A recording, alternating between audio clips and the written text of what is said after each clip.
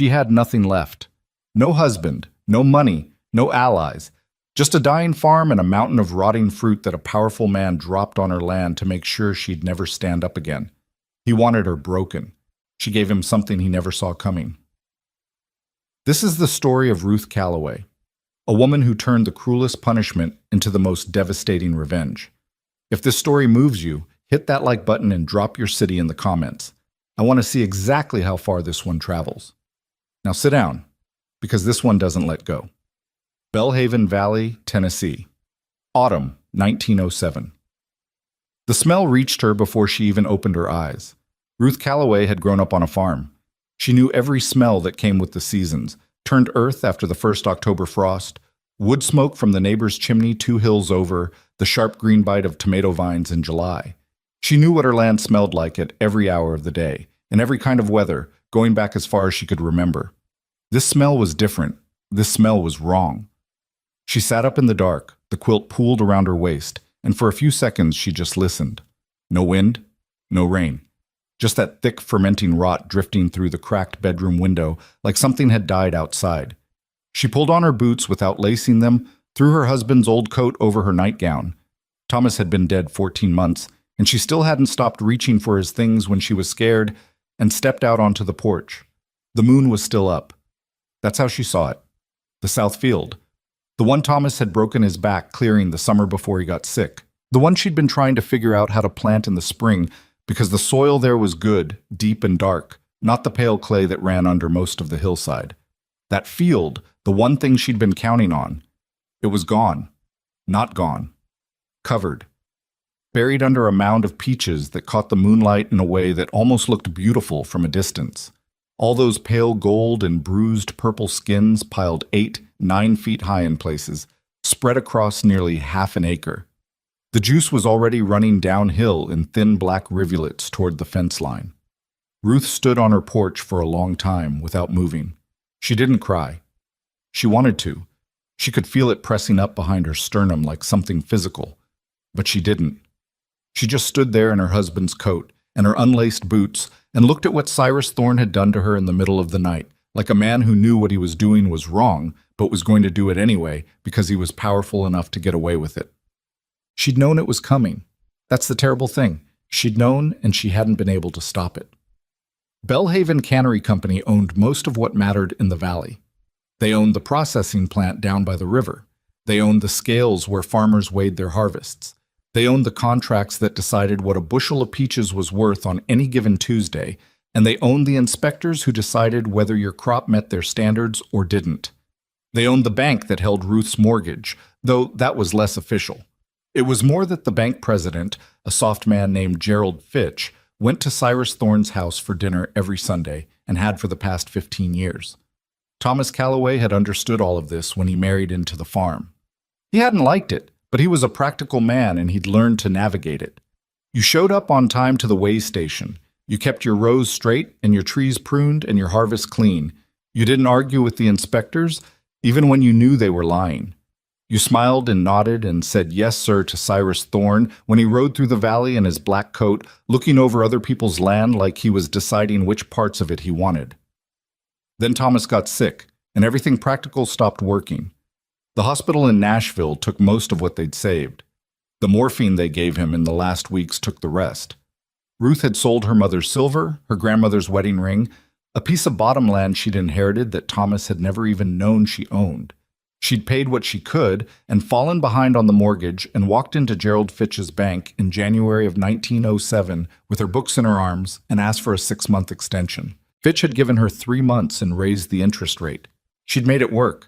She'd hired 2 boys from the Muller family down the road to help with the spring pruning, planted a kitchen garden to cut her food costs, taken in mending from 3 households in town. By June, she was almost current. By August, when the peach harvest came in, she was counting days. The peaches that year were exceptional. Ruth knew it. The Muller boys knew it. Even the trees seemed to know it. Heavy laden and leaning, branches propped up with boards to keep from snapping. She'd calculated it twice. If she got a fair price per bushel, she'd clear the mortgage by October and have enough left to see herself through the winter. That's when the inspector came. He was a young man she'd never seen before, sent out from the cannery with a clipboard and a practiced expression of professional regret. He walked her rows, squeezed a few peaches, looked at his clipboard, and told her that Belhaven had revised its quality standards that season. 16% of her crop didn't meet the new specifications. He handed her a rejection slip and told her the company would arrange removal at no additional cost. "Removal to where?" Ruth had asked.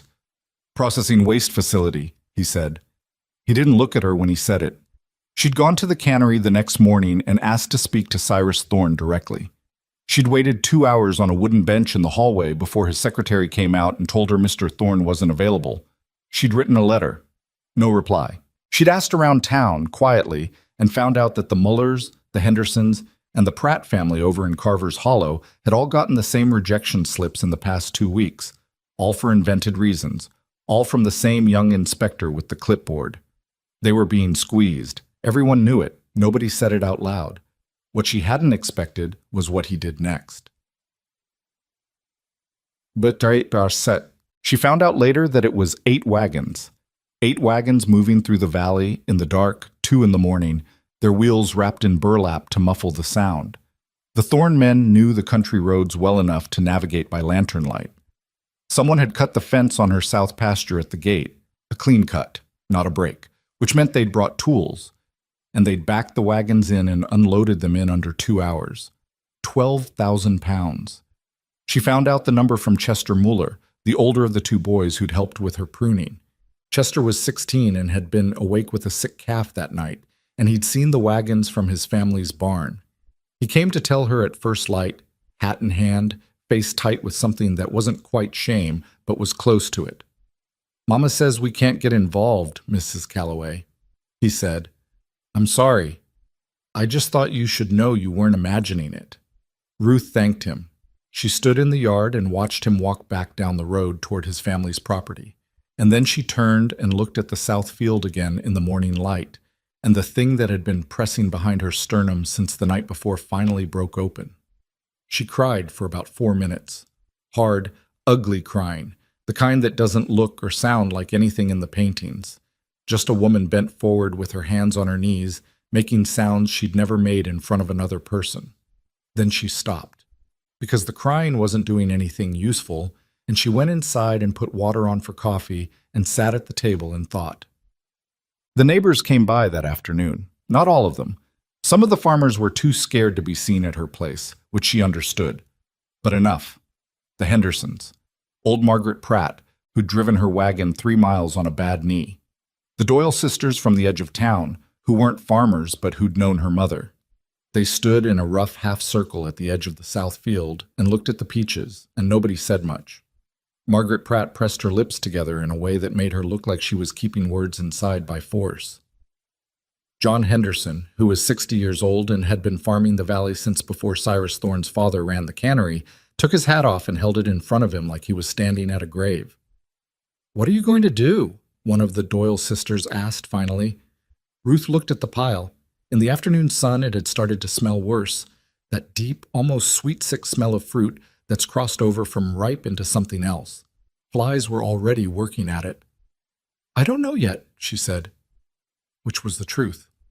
What she didn't say, what she was only beginning to understand herself, was that she was furious in a way she'd never been before. Not the hot, fast anger of the moment. Something slower and colder and more durable. The kind of anger that doesn't want to yell. It wants to build something. She left the peaches alone for 3 days. She told herself she was thinking. She made her rounds, fed the chickens, checked the surviving trees, walked the fence line where the Thorne men had cut through, and every morning she looked at the south field from the porch and waited to feel something different, some kind of direction. On the 3rd day, the smell was bad enough to drift down toward the road. Ruth went inside and started writing a letter to Gerald Fitch at the bank because she needed to buy herself some time, and she'd already decided begging wasn't going to work, so she was going to have to try something else. She was halfway through the 2nd paragraph when she heard boots on the porch steps. She opened the door before the knock. Agnes Puit was standing on her porch holding a jar of something amber-colored with a cloth tied over the top. She was 53, short and wide-shouldered, with gray hair pinned up under a sun-faded bonnet. She'd lost her husband 2 years before Ruth lost Thomas, and she farmed 20 acres on the other side of the ridge, mostly alone, and she was the toughest person Ruth knew. "I brought you something," Agnes said. Ruth looked at the jar. "What is it?" "Cider from last year's windfall. I made it myself." Agnes looked past Ruth's shoulder into the kitchen, then back at her face. "You going to let me in, or are we going to stand on this porch all afternoon?" Ruth stepped back. Agnes came in and set the jar on the table, and they sat down across from each other while Ruth found 2 cups. "You know what overripe peaches do?" Agnes said. "They rot," Ruth said. "Before that." Agnes uncapped the jar and poured, and the smell that came up was sharp and bright, not like the South Field at all. "The sugars get deeper, more complex. It's the same thing that happens to apples in a hard frost. You don't pick them right off the tree. You let the cold work on them for a while, and what you get is something better than what you started with." Ruth looked at her cup. "You're saying I should make cider." "I'm saying those peaches aren't worthless just because Cyrus Thorne says they are." Agnes took a drink from her own cup. "I'm saying you've got 12,000 pounds of material that's going to smell like the far end of hell in another week. And I know where there's an old press that hasn't been run in 6 years that might still work. And I've been making cider alone for 2 seasons, and I'm tired of doing it alone." She set her cup down. "I'm also saying that I know you, Ruth Calloway, and I know you're not going to let that man win." Ruth was quiet for a moment. She turned her cup in her hands and looked at the amber liquid and thought about the South Field, and the letter to Gerald Fitch she hadn't finished, and the way Cyrus Thorne had sent 8 wagons through her fence in the dark because he was so certain she couldn't do anything about it. "Where's this press?" she said. It was on the back corner of Margaret Pratt's property, in a shed that leaned slightly to the east and smelled like mice and old wood and something faintly metallic. The press itself was enormous, a screw press, iron and oak, built in a time when things were made to last. And it had been sitting long enough that the wood was gray and the metal fittings were streaked with rust. Agnes walked around it twice with her hands clasped behind her back like she was appraising a horse at auction. "It'll work," she said. "How can you tell?" Ruth asked. "Because it's built right, and it hasn't been abused, just ignored." Agnes put both hands on the central beam and pushed. It moved with a groan. "Everything on this earth can be brought back if you get to it before it's too far gone." It took them 5 days just to make the press functional. Ruth wasn't sure, looking back, how they got through those 5 days. She knew how to farm, but she didn't know machinery. And Agnes knew the theory of cider making, but had been working with a much smaller press and had never tackled anything at this scale. They broke 2 of the oak replacement boards before they got the 3rd one seated correctly. Agnes cut her hand on a rusted fitting on the 2nd day and wrapped it in a strip of her apron and kept working. Ruth got the barrel brace wrong and had to redo it from scratch while Agnes stood over her shoulder and didn't say anything, which was somehow worse than if she'd said something. On the evening of the 5th day, they ran the first test batch, a bucket of peaches from the South Field, the least rotten ones, pulled by hand while Ruth tried not to think too hard about what she was touching. And the press groaned and shuddered and produced a thin stream of cloudy juice that ran into a pan and smelled, against all odds, like something that might actually be worth drinking. Agnes bent down and smelled the pan. Then she straightened up and looked at Ruth. "There it is," she said. Ruth looked at the juice. She thought about the letter to Gerald Fitch, still unfinished on her kitchen table. She thought about Thomas clearing the South Field, how he'd come in every evening that summer with dirt on his hands, and a particular quiet satisfaction on his face, not the kind that needed talking about. "How much of those peaches are still usable?" she said. Agnes tilted her head, thinking. "Most of the top of the piles, the ones that haven't been sitting in their own juice. Probably 1/3 of the total. Maybe more if we work fast." Ruth did the arithmetic. 1/3 of 12,000 pounds was 4,000 pounds. She had no idea yet what 4,000 pounds of peach cider would be worth, or whether anybody would buy it, or whether she was about to waste the last weeks before winter doing something that would leave her exactly where she'd started, only more exhausted. None of that stopped her. "We start at sunup," she said. Agnes picked up the pan of test juice and looked at it for a moment. And then she did something Ruth hadn't seen her do once in 6 years of knowing her. She smiled. Not a small, polite smile. A real one, with teeth. "I'll be here at 5, she said. The work was brutal in the way that all necessary things are brutal. Not cruel, just relentless, with no room to feel sorry for yourself. They sorted peaches by hand in the early mornings when the smell was still manageable, working from opposite ends of the pile and meeting in the middle, pulling the ones that could still be saved into crates lined with burlap and leaving the rest to continue their slow collapse. Ruth's hands were stained orange-yellow by the end of the first week and smelled like sweet rot no matter how many times she washed them.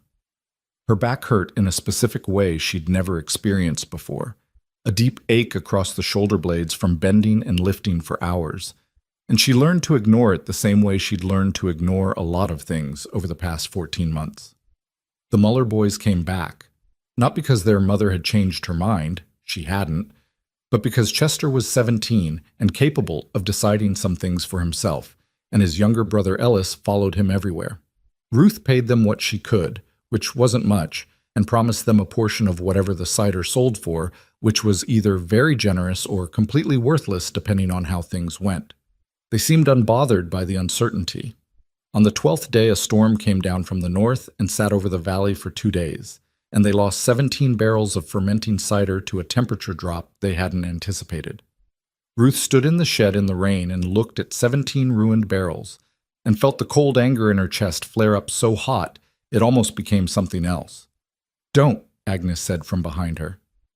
"Don't what?" Ruth said. "Whatever you're thinking right now, don't." Ruth turned around. Agnes was soaked through, her bonnet hanging off the back of her head, her cut hand wrapped in fresh cloth that was already getting wet. She looked exhausted and completely unbothered. "We lost 17 barrels," Ruth said. "We have 41 left," Agnes said, "and 2 weeks before the cold really sets in. Are we going to stand here or are we going to work?" Ruth looked at her for a moment. Then she picked up a barrel brace off the floor and handed it to Agnes. "We're going to work," she said. "Passam." By the time the first hard frost came, they had 39 barrels sealed and stored in the root cellar below Ruth's barn, the one Thomas had dug out the year before he got sick, which had turned out to be the most useful thing he'd ever done on this property. Ruth sat on the cellar steps that evening with her boots off and her feet aching and a cup of cold coffee she'd forgotten to drink 2 hours ago. And she looked at 39 barrels of peach cider made from fruit that was supposed to have ruined her. She felt something she hadn't felt in 14 months. Not happiness exactly. Not yet. Something older and quieter than happiness. The particular satisfaction of having done a hard thing without flinching, even when flinching would have been understandable, even when nobody would have blamed her. She drank the cold coffee and went inside and finally finished the letter to Gerald Fitch. The letter to Gerald Fitch bought her 6 weeks. Not because Fitch was moved by anything she'd written. Ruth had no illusions about that. The man had sat across a desk from her while she was still wearing black for Thomas and raised her interest rate without blinking.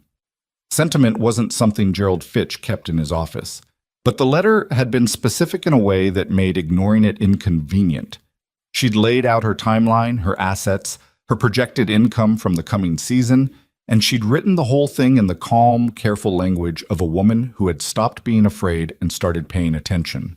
Something in that tone, she suspected, had given Fitch a moment's pause.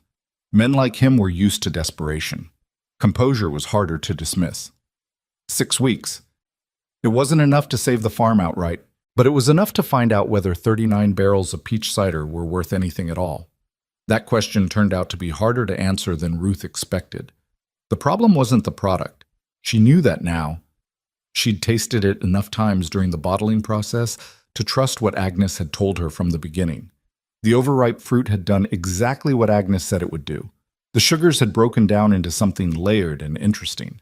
Not the bright, clean sweetness of a young peach, but something with more depth to it. A little tart underneath, a warmth at the back of the throat that lingered. Agnes, who was not a woman given to extravagance in any form, had called it the best thing I've made, which Ruth had learned to understand as the equivalent of anyone else saying it was exceptional. The problem was that Ruth had no idea how to sell it. She'd spent her entire adult life growing things and selling them to one buyer, The same buyer every season, at whatever price that buyer decided to set. The entire valley worked that way. You grew it, Bellhaven bought it, end of transaction. Nobody in her circle had ever built a business from scratch, navigated a market, found customers, or set a price for something that didn't have an established rate per bushel. She didn't even know where to start. Agnes suggested the general store in town. Ruth drove in on a Tuesday with 2 bottles wrapped in cloth in the back of the wagon and asked to speak to the owner, a man named Harlan Cole, who'd been running the same store since before Ruth was born and who looked at the bottles with the politely skeptical expression of a man who'd been offered many things over the years. He tasted it, set the glass down, tasted it again. "Where'd you get the fruit?" he asked. "My farm," Ruth said, which was technically true. Cole turned one of the bottles in his hands and looked at the plain label she'd put on it. Just her name and the date, because she hadn't known what else to write. "I could take 4 bottles on consignment," he said. "See how they move." 4 bottles. Ruth had 39 barrels. She thanked him and drove back up the hill and sat in the wagon outside her barn for a few minutes without getting down. The math was bad in every direction she turned it. 4 bottles at whatever price Cole decided to set, whenever he felt like selling them, with no guarantee anyone would buy them at all. She needed to move product faster than that. She needed people to know the cider existed. She needed something she didn't have, which was a way into the valley's actual commerce, the part that happened in places she'd never spent much time.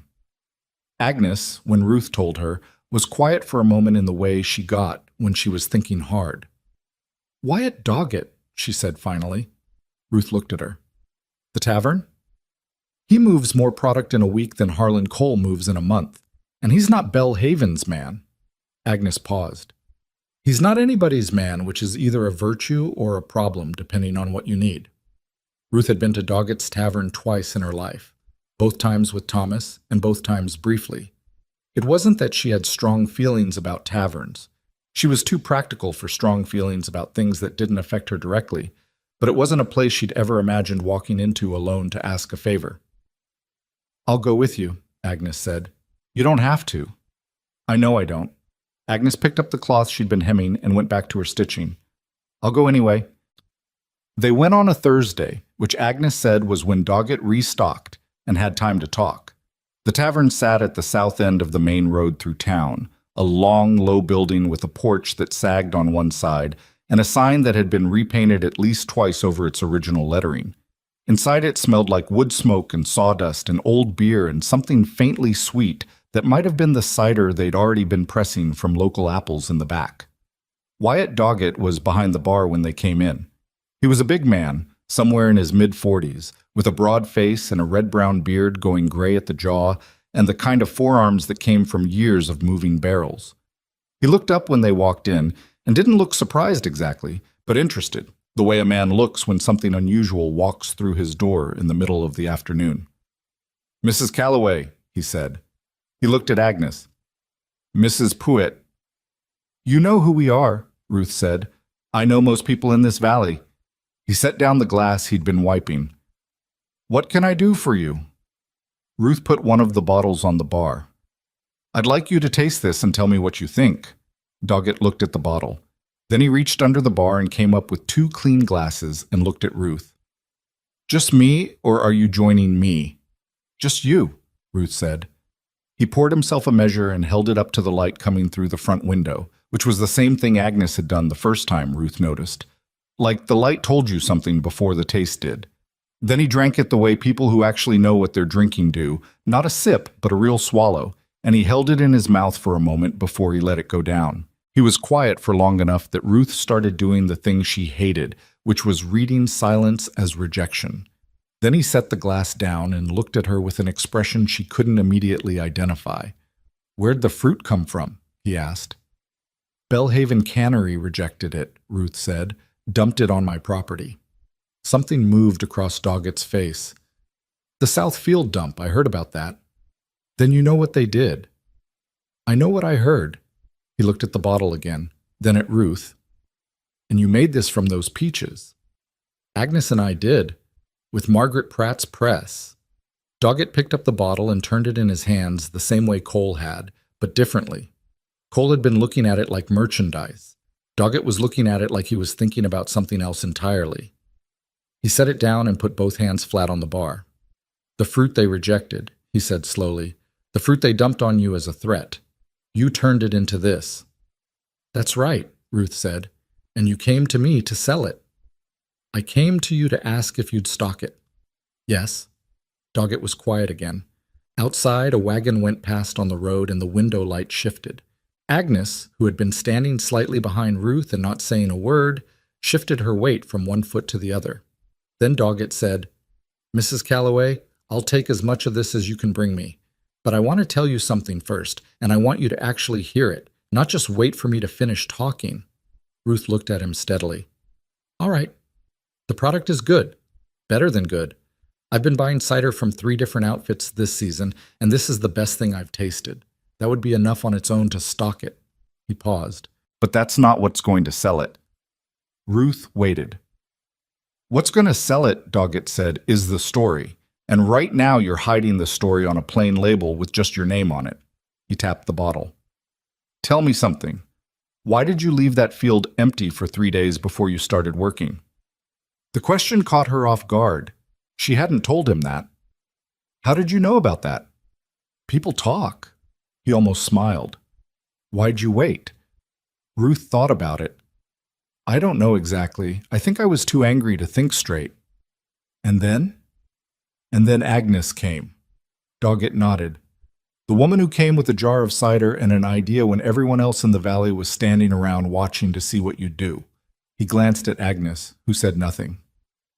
"That's a story, Mrs. Calloway. A real one. And people in this valley are tired of Cyrus Thorne. They've been tired of him for years. They can't fight him directly because he owns too much of what they need. But they can buy a bottle of cider made from the peaches he threw away, and every time they do, it's like they're doing something about it without having to risk anything." Ruth looked at him for a long moment. "You're saying I should put it on the label?" "I'm saying you should be honest about where this came from, not as a gimmick, as the truth." He picked up the glass and finished what was in it. "You didn't start this. He did. The only thing you did was refuse to lie down. Let people know that." Ruth drove back up to the farm with Agnes sitting beside her on the wagon seat, and neither of them saying much for the first mile.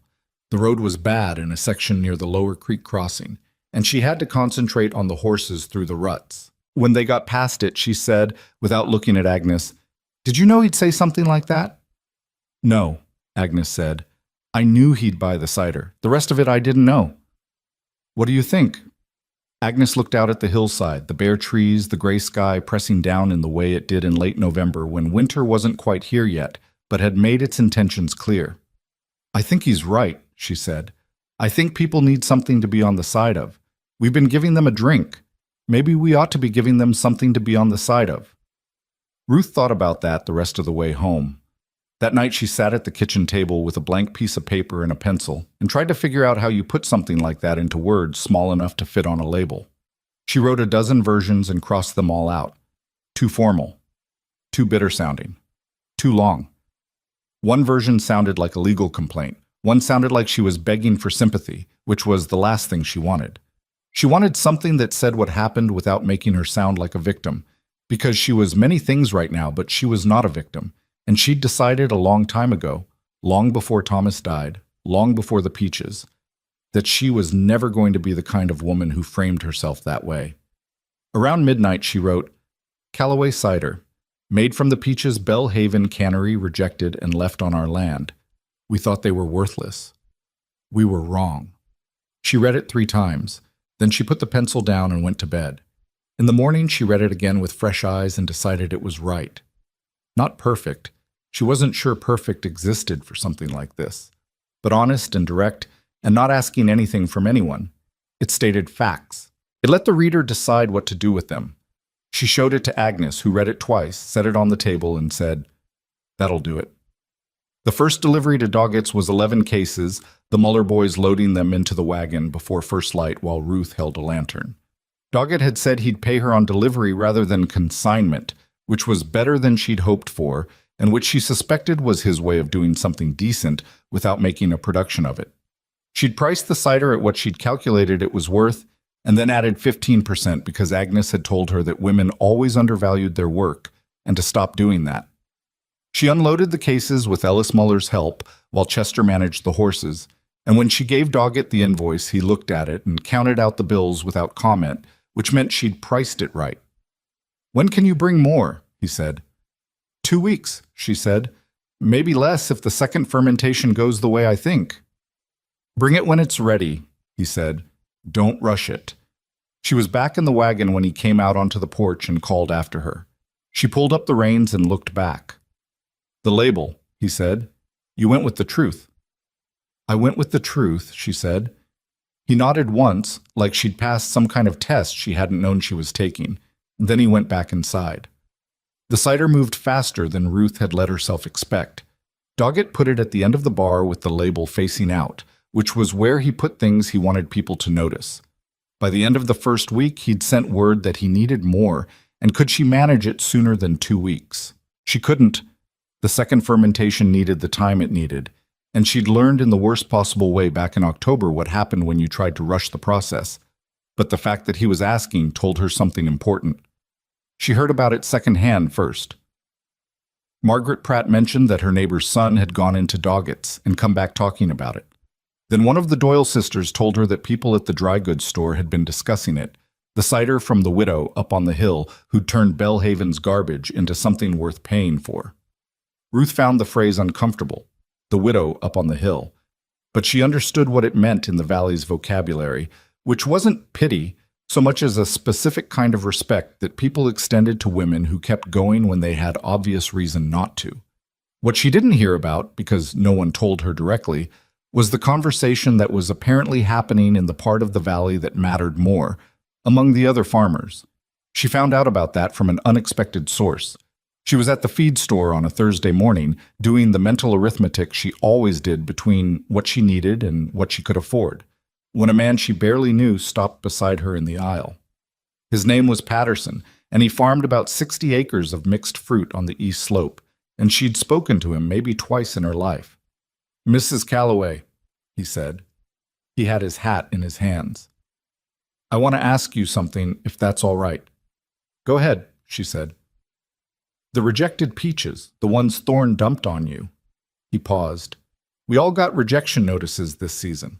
My family, the Mullers, the Hendersons, 5 or 6 others I know of. Same inspector, same timing." "I know," she said. "You turned yours into something." He looked at her in the direct, uncomfortable way of a man saying something he'd been working up to for a while. "Is there room in what you're building for other people? Or is it just you?" Ruth looked at him.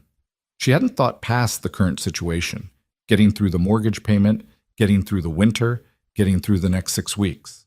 The idea that what she was doing might be something other people could be part of hadn't fully formed yet in her mind, and she wasn't ready to answer the question, and she said so honestly. "I don't know yet," she said. "I'm still figuring out what I'm building." Patterson nodded. He looked like that was a fair answer, even if it wasn't the one he'd wanted. "When you figure it out," he said, "I'd like to know." She went home and told Agnes what Patterson had said. Agnes listened without interrupting, which was her way, and when Ruth finished, she was quiet for a moment and then said, "How many of those rejection notices went out this season?" Patterson said 5 or 6 families he knew of. 5 or 6 families, Agnes repeated, each with fruit sitting and going to waste. "Or already gone," Ruth said. "It's been 2 months." Agnes looked at her hands, which were rough from work in a way she'd stopped trying to hide years ago. "The press can handle more volume," she said, "if we're organized about it." Ruth sat back in her chair. Outside the kitchen window, the November light was thin and flat, the kind of light that showed you how bare everything was. She thought about what Doggett had said. People need something to be on the side of. She thought about Patterson standing in the feed store aisle with his hat in his hands. She thought about Chester Muller coming to her door at first light to tell her what he'd seen, because he'd decided some things for himself even though his mother had told him not to get involved. The cold anger that had been sitting in her chest since the night she'd walked out onto her porch and smelled what Cyrus Thorne had done. It hadn't gone anywhere. But somewhere over the past 2 months, it had changed shape. It wasn't just about her farm anymore. It wasn't even just about the cider. It was about something larger that she was only beginning to see the outline of, the way you see the shape of a hillside you've climbed 1,000 times differently from a distance you'd never seen it from before. "We'd need more barrels," she said. "I know where we can get them," Agnes said. "And we'd need to fix the drainage on the east side of the cellar. It's not going to hold more volume without flooding out." "Chester can do that. He's better with stonework than you give him credit for." Ruth looked at her. Agnes was already doing the arithmetic in her head. You could see it in the way her eyes moved slightly, tracking numbers across some internal ledger. This was a thing Ruth had learned about Agnes in 2 months of working beside her. She seemed slow because she was thorough, and she seemed calm because she didn't waste energy on feelings she'd already processed and set aside. "If we bring other families in," Ruth said, "it has to be structured properly. I'm not going to promise something I can't deliver." "Agreed," Agnes said. "And I'm not going to let anyone in who's going to fold the second thorn puts pressure on them, because he will." "Also agreed." Ruth was quiet for a moment. Through the window she could see the edge of the south field, which was mostly cleared now, the pile of peach waste finally broken down and turned under by frost and the passage of time. What had felt like a burial ground 2 months ago just looked like ground now. Dark soil. Waiting. "The mortgage payment's due in 4 weeks, Ruth said. "I know," Agnes said. "If the next delivery goes the way the first one did, I'll have enough to make it." "I know that too." Ruth looked at her. "I'm not going to count on anything until it's in my hands." Agnes picked up the cloth she was always hemming and went back to it. "Nobody's asking you to," she said. "Just don't talk yourself out of it before it happens either." The next delivery went the way the first one did, and then some. Doggett had been talking. Ruth hadn't asked him to, but he was the kind of man who understood that a good thing was worth mentioning, and apparently he'd mentioned it in the right company. 2 days before she was set to deliver the second batch. She got a note, brought up by a boy she didn't recognize, written on good stationery, from a hotel in Calhoun County asking whether she supplied outside of the immediate valley and what her pricing was for bulk orders. She read the note 3 times. Then she walked outside and stood in the cold air for a minute because she needed to think without the walls around her. A hotel. Someone had talked to someone who'd talked to someone, and the result was a note on good stationery asking about bulk orders, from something that had started as a way not to drown. She went back inside and wrote a careful response. Yes, she could supply outside the valley. She gave them a price that Agnes would have said was still 15% too low, but it was higher than what she'd charged Doggett, which was progress.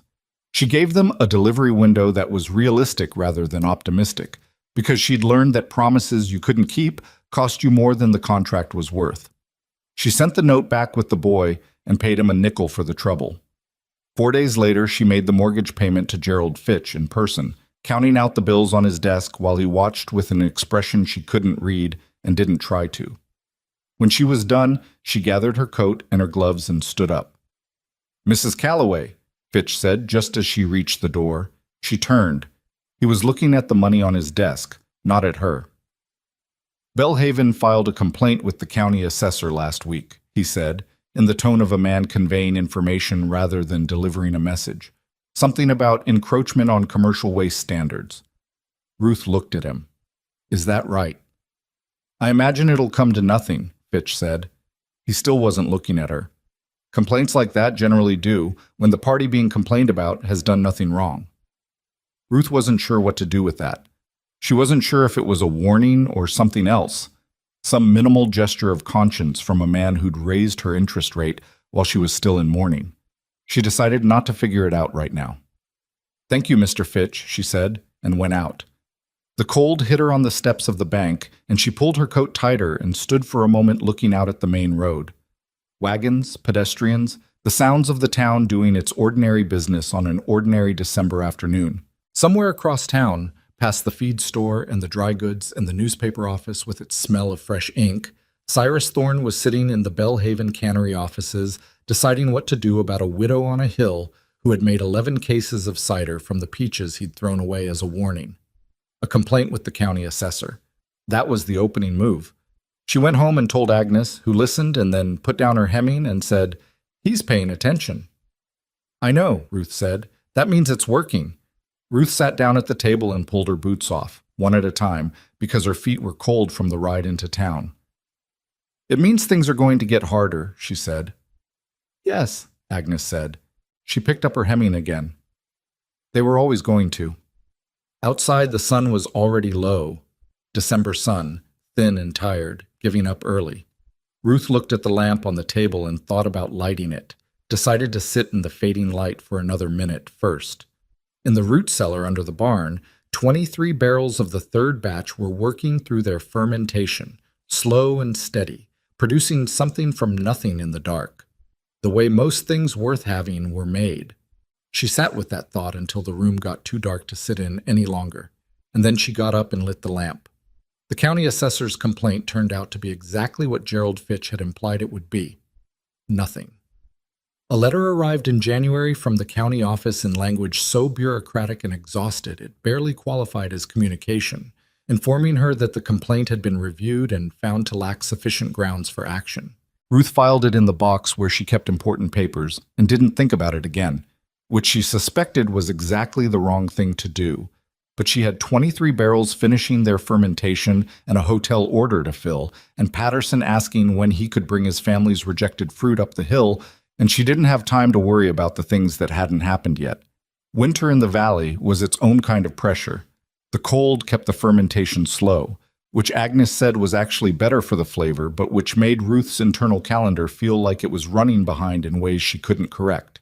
She'd learned over the past 3 months that the cider had its own timeline, and it didn't particularly care about hers. You could prepare everything correctly, seal every barrel properly, control every variable you had access to, and then the temperature would drop 2 degrees more than expected and you'd lose a week.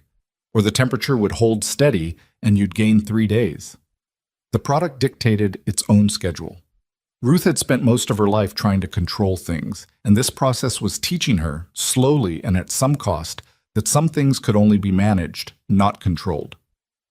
Patterson brought his fruit up in early February. What was left of it, which wasn't much, most of it having rotted beyond use in the months since the rejection. But what remained was enough to test whether the press could handle a second family's crop blended with Ruth's own remaining stores, and the answer turned out to be yes, mostly, with some adjustments to the pressing time that Agnes worked out through a process of trial and error that involved a lot of silent staring at the press and then making small changes and staring some more. Ruth had stopped trying to understand Agnes's method. She'd learned to just let her work. The Hendersons came 2 weeks after Patterson. Then a woman named Clara Boone, who farmed alone on the ridge north of town and who Ruth had never spoken to, but who arrived at her door one evening with a wagon half full of frozen pears. Not peaches, pears, and the slightly apologetic expression of someone showing up somewhere they weren't sure they'd been invited. "I heard you were taking other people's fruit," Clara said. "Peaches, mainly," Ruth said. "We're set up for peaches." Clara looked at her wagon. "I know it's not peaches, but I don't know what else to do with them, and I can't afford to just let them sit." She looked back at Ruth. "I'm not asking for charity. I'll work whatever hours you need." Ruth looked at the pears. Then she looked at Clara, who was maybe 40, and had the particular combination of tiredness and stubbornness that Ruth had come to recognize as the face of a woman who'd been holding something together alone for too long. "Agnes?" she called back into the house. Agnes appeared in the doorway. "Pears," Ruth said. Agnes looked at the wagon for a moment. "What kind?" "Bosc, mostly," Clara said. "Some Bartlett." Agnes tilted her head. "Pear cider's got a different fermentation curve. We'd have to keep it separate." "Can you do it?" Ruth asked. Agnes looked at her like the question was slightly beneath the conversation. "Of course I can do it." Clara Boone turned out to be the hardest worker of anyone who'd come through the operation so far, harder even than the Muller boys, who were young and strong, but who still took breaks the way young people do when they think nobody's watching. Clara didn't take breaks. She worked the same 6 in the morning until dark schedule Ruth and Agnes maintained, and she asked good questions and didn't ask the same question twice. And by the end of her first week, Ruth had started thinking of her not as someone she'd taken on out of a half-formed sense of obligation, but as someone she genuinely needed. The hotel order from Calhoun County was filled in mid-February and paid for within the week, which Ruth hadn't expected, She'd budgeted for the standard 30-day lag of business payments, and the speed of it told her something about how the product had landed. She used part of the payment to buy new barrels, which she'd been putting off because the cost made her stomach tight, and the rest went toward the drain work on the east side of the cellar that Agnes had said Chester could handle. Chester could handle it, as it turned out, though it took him a weekend and a half and produced a volume of creative language from somewhere underneath the cellar floor that made Agnes close the kitchen window. By March, the operation had grown beyond what Ruth had planned for and was pressing against the edges of what she could manage. She was running on 5, sometimes 6 hours of sleep. Her hands had stopped feeling like her own hands. They were work instruments now, calloused and stained in ways she'd stopped trying to reverse. She'd started keeping a ledger that she reviewed every Sunday evening, adding up what had come in against what had gone out and what was still owed, and the numbers were moving in the right direction, but only just, and only if everything continued to go the way it had been going. Nothing continued to go the way it had been going. The first sign of trouble came from an unexpected direction. She was in town on a Tuesday morning in late March when she passed the hardware store and saw something in the window that stopped her on the sidewalk. A notice, hand-printed on cardstock, from Bellhaven Cannery. She stepped closer to read it. The notice announced that Bellhaven was implementing a new supplier agreement for the upcoming harvest season. All farmers supplying fruit to the cannery would be required to sign the agreement by May 15th. The agreement included, she read this twice to make sure she was understanding it correctly, an exclusivity clause. Suppliers who signed would be prohibited from selling their produce to any other buyer, processor, or manufacturer within the county without Bellhaven's written consent. Ruth stood on the sidewalk in the cold March wind and read the notice a third time. She wasn't a lawyer. She didn't know exactly what the legal weight of a clause like that was, or whether it could be enforced, or what happened to farmers who signed it and then violated it. What she understood, without needing a law degree, was what it was designed to do. If the farmers who'd been bringing their rejected fruit to her operation signed that agreement, they'd have to stop. If new farmers who were considering coming to her were afraid of violating the agreement, they'd never start. The operation would be cut off from its supply. The cider house would have only whatever Ruth's own land produced, which wasn't enough to sustain what they'd built. She pulled the notice off the hardware store window, which the hardware store owner almost certainly hadn't consented to posting, and walked to Doggett's. It was early enough that the tavern wasn't open yet, but she could hear movement inside, and she knocked until Doggett opened the door in his shirt sleeves with a cup of coffee in his hand and looked at her face and stood aside without saying anything. She put the notice on the bar. He read it, set his coffee down. Read it again. "When did this go up?" he said. "Just now. I found it in the hardware store window. There are probably more." "There'll be more," he said. "He'll have had them up all over town since last night." He looked at the notice again, and then at Ruth. "He's been waiting for the right moment to move. I think you filing that mortgage payment in December was the moment." Ruth looked at the notice on the bar. She felt the cold anger shifting in her chest the way it did when something happened that she should have anticipated and hadn't. "He can't make them sign," she said. "He can't force anyone to sign a private agreement." "No," Doggett said. "But he can make it very uncomfortable for anyone who doesn't. He controls the weigh station. He controls the inspector. He controls the price he offers per bushel. If you don't sign his agreement, suddenly your fruit starts failing inspection more often. Suddenly your weight comes up short at the scales." He picked up his coffee. "Most of these farmers have families. They can't afford to experiment. They'll sign." Ruth sat on a bar stool and looked at nothing for a moment. Outside the front window, the main road was starting to fill with the ordinary morning business of the town. She thought about Patterson standing in the feed store aisle with his hat in his hands, asking if there was room for other people in what she was building. She thought about Clara Boone arriving at her door with a wagon of frozen pears and the look of someone who had nowhere else to go. "What would you do?" she said. Doggett thought about it for a genuine moment, not the quick, polite version of considering a question. "I'd make sure people understood what they were signing before they signed it," he said. "Right now, most of them will read that notice and think it's just standard business paperwork. They won't understand what the exclusivity clause means. And if they understand it, then some of them will sign anyway, because they're afraid. But some of them won't." He paused. "The ones who won't, those are your people." Ruth took the notice and went to find Agnes. Agnes read it at the kitchen table while Ruth stood at the window watching the bare trees on the south ridge. When Agnes set it down, she didn't say anything for a moment, which was unusual. Agnes almost always had something to say. "He's smarter than I gave him credit for," Agnes said finally. "He's not doing this himself," Ruth said. "He's got lawyers helping him. Men like Thorne always have lawyers." She turned from the window. "We need to talk to Patterson and the Hendersons and Clara." "Today?" "Today." Agnes got her coat. They spent the next 3 days going farm to farm, not to tell people what to do.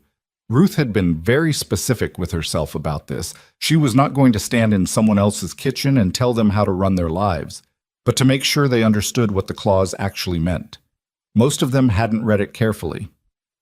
One of the Henderson boys thought the exclusivity only applied to Belle Haven's direct competitors, not to small processors like Ruth's operation. Ruth sat at their kitchen table and walked through the language word by word, and watched the understanding settle over his face like weather moving in. "So if we sign," he said, "we can't bring you our fruit." "That's what it says," Ruth said. He looked at his hands on the table. He was 26, the eldest Henderson son, managing the farm since his father's health had declined. He had the face of a man who'd taken on responsibility before he was ready for it and had figured out how to carry it anyway. "I need to talk to my mother," he said. "Of course," Ruth said. She stood up to leave. Then she stopped. "James, can I ask you something?" He looked up. "The fruit Belle Haven rejected from your family last season. Do you know what happened to it?" He was quiet for a moment. "Some of it rotted. Some of it we pressed ourselves, just for home use. None of it got sold. Was it good fruit?" He almost laughed, and it wasn't a happy sound. "It was some of the best fruit we'd grown in 5 years. The inspector marked it deficient on size standards. Half of it was bigger than the fruit they accepted from the Cartwright operation down the road." Ruth nodded. She put on her coat and picked up her gloves. "Talk to your mother," she said. "Whatever you decide, I understand it." The results came back over the following week in ones and twos, people stopping by or sending notes. Most of them, in the end, signed Belle Haven's agreement. Ruth had expected this and still felt it each time like a small impact. Not enough to knock her down, but enough to feel. Patterson signed. The Henderson family signed, James coming to tell her himself with the look of a man who'd made a choice he wasn't proud of and knew it. 2 of the 3 other families who'd been considering bringing their fruit to the operation pulled back entirely, afraid to be seen as aligned with her even before any formal agreement was in play. But Clara Boone didn't sign, and Margaret Pratt, who had no fruit of her own but who owned the press, sent a note saying that the press was Ruth's to use for as long as she needed it, and that she'd burn it to the ground before she let Belle Haven get their hands on it. And there was a 4th person. His name was Daniel Croft, and Ruth had never met him. He was Agnes's nephew, apparently, 24 years old, who'd been studying law at a college 2 counties over, and who arrived one evening at Ruth's kitchen door with Agnes and a battered leather satchel, and the particular combination of earnestness and barely controlled nervousness that Ruth associated with young people who were about to say something they'd prepared in advance. "Daniel's been looking at the agreement," Agnes said, sitting down at the table like she owned it. "Tell her what you told me." Daniel Croft sat down and opened his satchel and took out a copy of the Belle Haven agreement with marks made in the margins in pencil. He was thin and had ink stains on 2 fingers and looked younger than 24. But when he started talking about the document, his voice steadied and the nervousness mostly fell away. "The exclusivity clause has a problem," he said. "It prohibits suppliers from selling to other buyers or processors, but the language is specific to sales transactions." He turned the document so Ruth could see the marked section. "It says sell or transfer in exchange for compensation. It doesn't say anything about cooperative arrangements where the farmer retains partial ownership of the processed product." Ruth looked at the marked section. "Say that again in plain language." Daniel paused, organizing it. "If Clara Boone sells you her pears, that's covered by the clause. She can't do it if she's signed the agreement. But if Clara Boone brings her pears to a cooperative that she's a part owner of and receives back a portion of the finished cider as her share of the cooperative's output, that might not be a sale. It might be a member receiving her portion of what the cooperative produced together." The kitchen was very quiet. Ruth looked at Agnes. Agnes was looking at her hemming with the expression she used when she was pretending not to be the person who'd set something in motion. Agnes, Ruth said. He's a good student, Agnes said, not looking up. Always has been. Ruth looked back at Daniel Croft. You're saying there's a legal structure that lets people participate without violating the agreement. I'm saying the current agreement might not cover it. I'm not a practicing lawyer, son. I want to be clear about that. I'm a student. I could be wrong about the interpretation. He met her eyes. But I don't think I'm wrong. Ruth sat back in her chair and looked at the ceiling for a moment, thinking. The lamp was casting its usual uncertain light across the kitchen, throwing shadows in the corners. Outside the window, the March wind was picking up, moving through the bare trees on the south ridge with the sound it always made, like something trying to get in. A cooperative. Not Ruth Calloway's cider operation. Not a business where Ruth was the owner and everyone else was an employee or a supplier. Something where the people bringing the fruit were also, in some meaningful sense, part of what the fruit became. She thought about Daniel's word. Member. Receiving her portion of what the cooperative produced together. She thought about Clara Boone working from 6 in the morning until dark without taking breaks, and Margaret Pratt saying she'd burn the press before she'd give it to Bellhaven, and Agnes sitting here with her hemming, pretending she hadn't just brought her nephew across 2 counties with a legal argument in his satchel. How long would it take to draw up a proper structure, Ruth said. Daniel blinked. He'd apparently been expecting more resistance. A basic agreement, the kind that would define membership, ownership shares, and distribution of output. I could have something in 2 weeks. It wouldn't be formal legal incorporation. That takes longer and costs more. But an agreement between parties is binding even without 2 weeks, Ruth said. Can you stay? He looked at Agnes, who was still looking at her hemming. I have a week before classes resume, he said. I can stay a week, and I can come back. Stay the week, Ruth said. Show me what you can put together. Daniel nodded. He gathered his papers with the careful movements of someone who was trying not to show how much this mattered to him. Ruth watched him and felt something she hadn't expected. Not the cold anger, not the dogged forward motion of the past months, but something quieter and more complicated, like standing on a piece of ground you'd been walking over for weeks and suddenly understanding what it was standing on. She was 31 years old. She'd been a farmer's wife and then a widow, and then a woman trying not to lose what her husband had left behind. She hadn't set out to build anything. She'd just kept refusing to stop. And somehow, from that refusal, something was growing that she hadn't planted. The week Daniel spent at the farm was the most concentrated she'd felt in months. Not just working, but thinking, the two of them sitting at the kitchen table in the evenings after the day's work was done, while he walked her through legal concepts in plain language, and she asked questions that made him pause and reconsider things he'd thought were settled. He was smart, she realized, not just in the educated way, but in the underlying way that education either sharpened or didn't, the way that saw around corners. He reminded her a little of Thomas, not in manner but in the quality of his attention, the way he listened when she talked like he was actually taking it in rather than waiting for his turn. Agnes, for her part, stayed out of most of these conversations. She cooked, she pressed, she managed Clara and Ellis Muller on the production side with the efficient authority of someone who'd never needed a title to be in charge. Occasionally she appeared at the kitchen table long enough to say something that reframed whatever Ruth and Daniel were arguing about, and then she disappeared again. Ruth had stopped being surprised by this. On Daniel's last evening before he had to go back, he spread the draft agreement on the table. It was 7 pages of careful language, organized into sections that addressed membership, contribution, distribution, decision-making, and dissolution. Ruth read every word. She asked 6 questions, 3 of which required him to revise a paragraph on the spot. The 4th page had a section titled Founding Members, with blank lines underneath. How many do you need to start? Ruth asked. Legally, 2 is enough for a cooperative agreement. 3 is stronger. He paused. In practice, you want enough that no single person's departure breaks the whole thing. Ruth looked at the blank lines. She picked up the pencil he'd left on the table and wrote her own name on the first line. Then she looked at Agnes, who had appeared in the kitchen doorway at some point without Ruth noticing. Agnes walked to the table and picked up the pencil and wrote her name below Ruth's in her careful, unhurried hand. Clara, Ruth said. I'll bring it to her tomorrow, Agnes said. Ruth looked at the third blank line and thought about who else. Margaret Pratt owned the press. Patterson had signed Belhaven's agreement, but he'd looked sick doing it. The Henderson boy had said he needed to talk to his mother. "We start with 3, Ruth said, "and we build from there."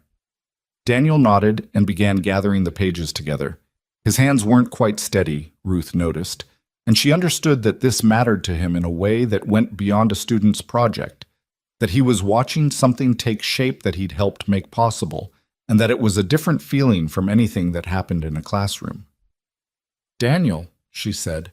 He looked up. "When you finish your degree," she said, "if you're looking for work—" "Yes," he said before she could finish. Then, catching himself slightly embarrassed, "I mean, I'd have to see what's available." Ruth almost smiled. "Of course," she said. The cooperative agreement was signed by 3 founding members in the last week of March, at Ruth's kitchen table with Agnes's good pen. Clara Boone cried briefly and then seemed annoyed at herself for crying and wiped her face with the back of her hand and said, "All right, what do we do next?" Ruth didn't have a complete answer to that, which was the truest thing about where they were. They were building this as they went, without a blueprint, making decisions that they'd have to live with before they fully understood what they'd decided. But that was nothing new. That was how every worthwhile thing she'd ever done had worked. 2 days later, she was in town making a delivery to Doggett's when she saw it for the first time. She'd had Chester make the sign the week before, a plain board, painted white, with letters in black. Nothing elaborate, nothing designed to draw attention for the wrong reasons. She'd asked him to hang it outside the barn facing the road, where anyone passing on the south lane would be able to read it. Callaway Cider House Cooperative. Made from what Belhaven rejected. She saw it from the wagon as she was coming back up the hill in the late afternoon. The light was doing something particular to it, the low March sun catching the white paint at an angle that made it bright against the gray-brown of the barn wall and the bare trees behind. It was visible from the road in a way she hadn't quite expected. She pulled the wagon to a stop and looked at it for a moment. It was not a subtle sign. That was deliberate. She'd thought about Doggett's advice, about not hiding the story, and she'd decided that hiding was finished. Cyrus Thorne knew what she was doing. The Valley knew what she was doing. The Calhoun County Hotel knew what she was doing. There was no tactical advantage left in being quiet about it, and there was something in her, the cold anger that had been in her chest since October, that was finished with quiet, made from what Belhaven rejected. Every word of it true. She sat in the wagon and looked at the sign in the afternoon light and felt something move through her that she couldn't quite name, not triumph, because there was nothing finished yet, and she wasn't foolish enough to think there was. Not satisfaction, because the satisfaction she felt was always followed immediately by the list of things that still needed doing, something more like recognition, like she was seeing for the first time clearly what the past 6 months had actually been. She'd started this trying to survive. She'd ended up building something she'd never planned to build, with people she hadn't known she'd need, using skills she hadn't known she had, from materials that were supposed to have destroyed her. The sign was still there in the morning, which was the first thing she checked. And it was still there the morning after that, when a rider came up the South Road at a pace that meant he wasn't delivering good news, carrying a letter from Belhaven Cannery's legal office. She took the letter inside and sat down at the kitchen table and read it. And then she sat for a moment with her hands flat on the table and the letter in front of her, and the cold anger in her chest flared up one more time, hot and clear as a bell. Cyrus Thorne had seen the sign, and he had decided for the second time that Ruth Callaway needed to be stopped. The letter was 4 pages long and written in the kind of language that was specifically designed to make ordinary people feel small. Ruth read it twice at the kitchen table, the second time more slowly, making herself parse every clause rather than reacting to the overall impression of it, which was what the lawyers had intended, to overwhelm rather than inform. The substance, stripped of the legal scaffolding, was this. Belhaven Cannery Company contended that the sign outside the Callaway Cider House Cooperative constituted defamation of the company's business reputation. The specific language they objected to, made from what Belhaven rejected, was characterized in the letter as a false and malicious statement designed to damage the company's commercial standing in the county. Belhaven was demanding the sign be removed within 10 days. Failure to comply would result in legal action seeking damages that the letter estimated, in a number that Ruth read 3 times because she couldn't believe anyone had written it down seriously, at $4,000. $4,000. The number sat on the page like something from a different world, a world where people threw numbers like that around as threats, the way other people used raised voices. Ruth didn't have $4,000. She didn't have $400 of real margin between herself and serious trouble. The number was designed to make that clear without saying it directly. She folded the letter and put it in the box with the county assessor complaint and sat for a while in the morning quiet. Agnes came in from outside with mud on her boots and looked at Ruth's face and stopped. "What happened?" Ruth told her. Agnes took the letter out of the box and read it standing up, still in her coat, not bothering to sit down. When she finished, she set it back on the table and pulled off her coat and hung it on the hook by the door with the deliberate, unhurried movements of a woman getting ready to work. "Is the sign true?" Agnes said. "Every word of it," Ruth said. "Then they don't have a case." Agnes sat down. "But they don't need a case to cause you trouble. They just need the process to cost you more than you can afford." "I know. Daniel needs to see this." "Daniel's 2 counties away." Agnes looked at the letter on the table. "He said he'd come back." Ruth wrote to Daniel that afternoon, a short letter stating the facts and including a copy of the Belhaven letter without editorializing around it. She sent it with the Muller boy, who made the run to the post office in town and came back in under 2 hours. Then she went back to work because the barrels didn't stop needing attention because a lawyer had sent her a threatening letter, and the cooperative's first joint batch, Ruth and Clara's combined fruit, pressed together for the first time, was at a critical point in the fermentation that couldn't be left unattended without risking the whole thing. She was in the cellar checking temperatures when she heard boots on the floor above her and then Doggett's voice, which was not a voice she associated with her cellar. She climbed the stairs to find him standing in her barn with his hat in his hands and an expression she hadn't seen on him before. Something cautious, like a man who'd thought carefully about whether to come at all and had decided he had to. "You heard about the letter," she said. "Most of the valley's heard about the letter by now," he said. "Thorne's people aren't being quiet about it. They want people to know what they're willing to do." Ruth leaned against the barn wall and looked at him. "What do you think I should do?" Doggett turned his hat in his hands once. "I think you should talk to Emmett Hale at the paper." Ruth had met Emmett Hale exactly once, the previous fall, when he'd bought a bottle of cider at Doggett's and sent a message saying he'd like to write a small item about local products. She'd declined politely because at the time she hadn't wanted the attention. She understood now that this had been a mistake, not a catastrophic one, but the kind that came from thinking she could build something real while staying invisible. "Hale's a fair man," Doggett continued. "He's been watching Belhaven's practices for years and he hasn't had anything solid enough to put in the paper. The rejection notices, the rigged inspections. Everyone knows it's happening, but knowing isn't the same as having someone willing to say it in print with their name attached." He looked at her steadily. "You have a $4,000 legal threat sitting on your table. That's solid." "Publishing that makes it worse," Ruth said. "Thorne will come back harder." "Thorne's already coming hard as he can." Doggett said it plainly, not unkindly. "The question isn't whether he's going to fight you. The question is whether you fight back in a way that's just about you or in a way that's about everything he's been doing to everybody." Ruth looked at the cellar stairs.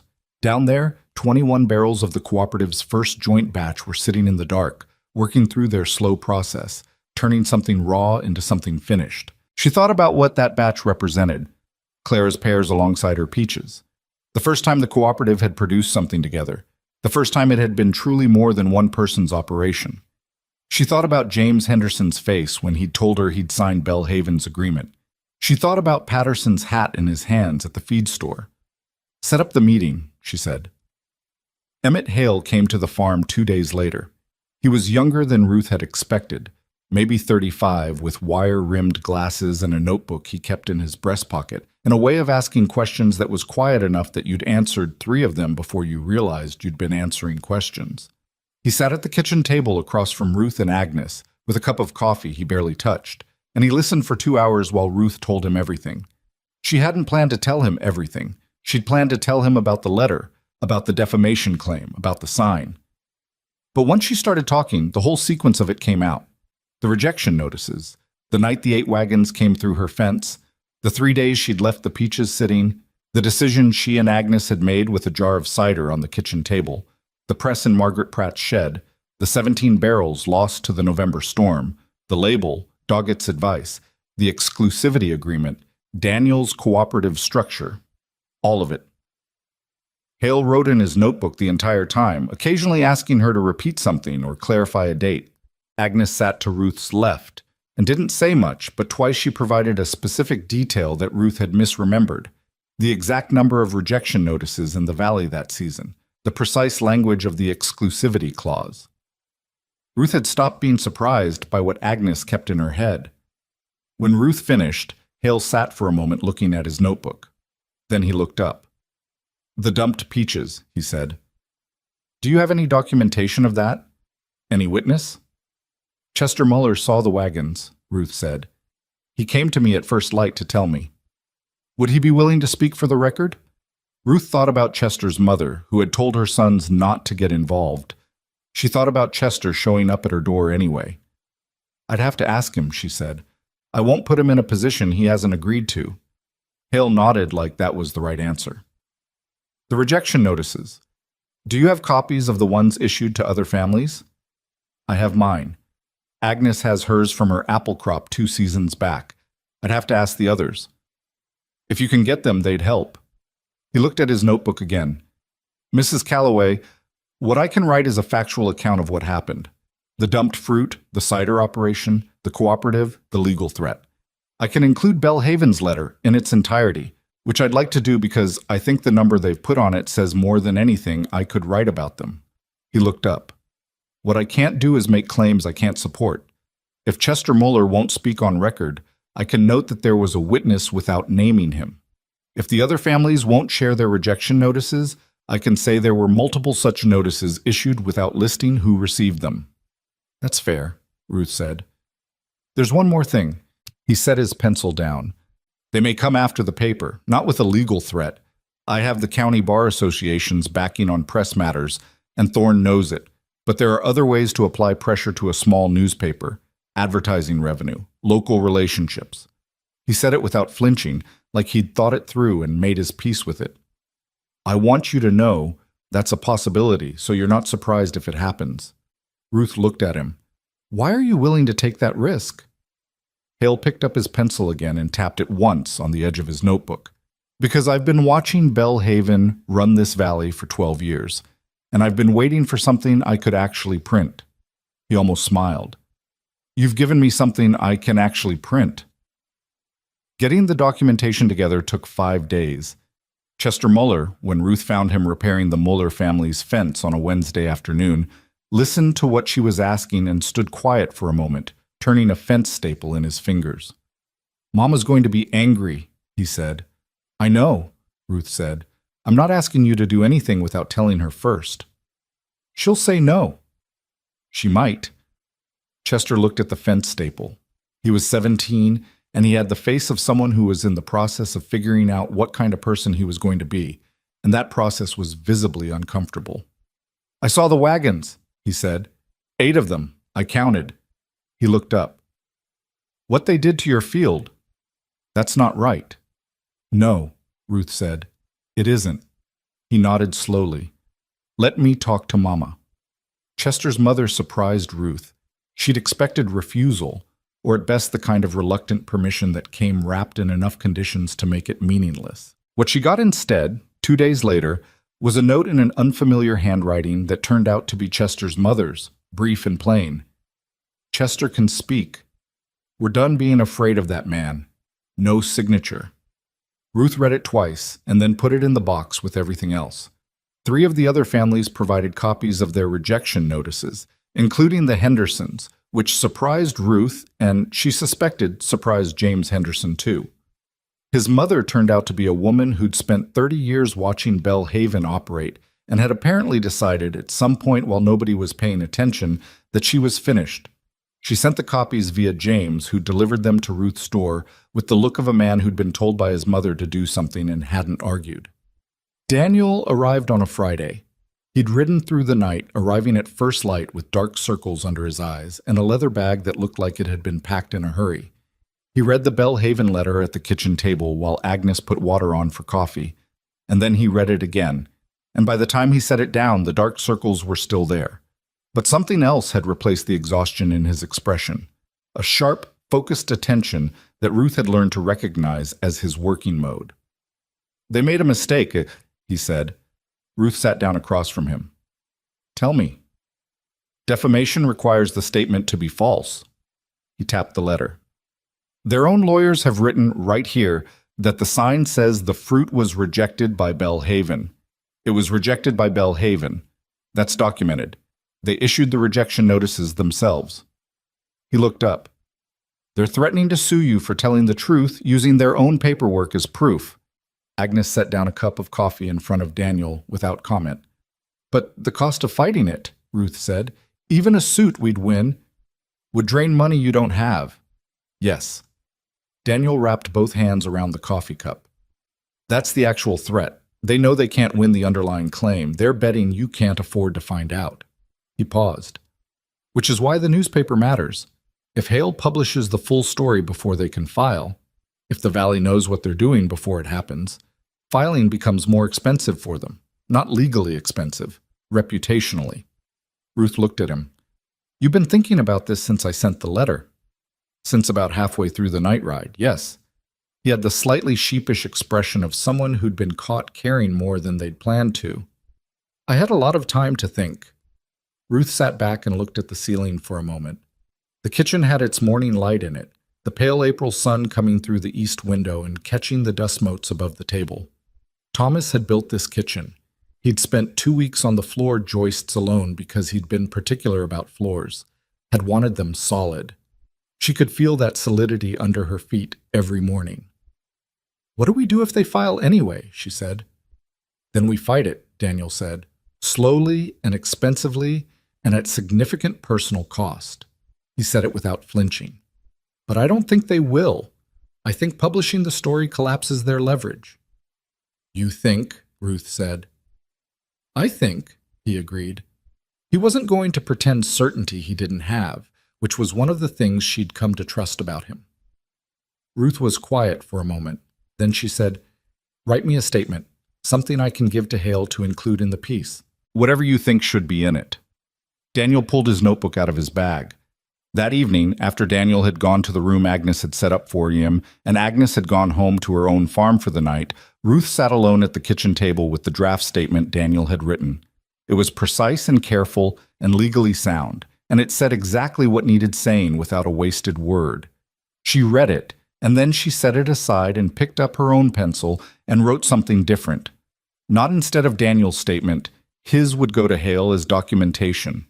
But she wanted something in her own voice, in language that was hers, because she'd spent 6 months being defined by what Cyrus Thorne had done to her, and she was done letting him be the one who described her situation. She wrote for about an hour, crossing out and rewriting, until she had 3 paragraphs that said what she meant. She read them back to herself in the quiet kitchen and made 2 small changes, and then she stopped, because she knew the feeling when something was done. Not perfect, but done. Changing it more would just be changing it. The newspaper piece ran on the first Thursday of April. Ruth knew it was coming out that day, but she didn't go into town for it. She sent Ellis Muller, who came back with 4 copies, and the information that Hale had run it on the front page below the fold, which apparently meant something significant in newspaper terms. Ellis seemed to think it was important, so Ruth assumed it was. She read the piece at the kitchen table with Agnes and Clara on either side of her, all 3 of them leaning slightly forward in the way people do when they're reading something that concerns them. Hale had written it straight and clean, the way he'd promised. The facts in order, the Belhaven letter quoted in relevant part including the $4,000 figure, Chester Muller's account of the wagons confirmed by name, the rejection notices from 6 families detailed without being melodramatic about it. Ruth's own statement was in the 3rd column, in a box with a thin border around it. She read her own words in print and felt a strange doubling. They were hers, she'd written them, but they looked different in newsprint, more fixed and permanent than words in a notebook.